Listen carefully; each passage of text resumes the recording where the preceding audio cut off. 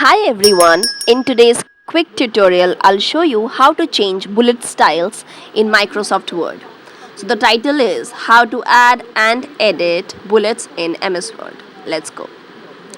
So you can see that I have opened the Word document and here is the part that I want to put in bullets.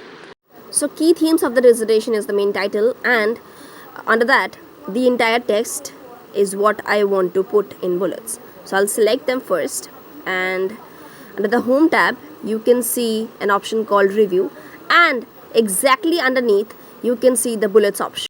So simply tap on it. Yeah, and it's done. Your text is now in bullets. You can add new information which will also be in bullets. Now the question is how you can edit the format or style of the bullet. Just select the entire text and you can see a drop down arrow. Click on it and here it is. You can see different styles. Let's change again. Let's say this. Again, this one. Again, let's choose this.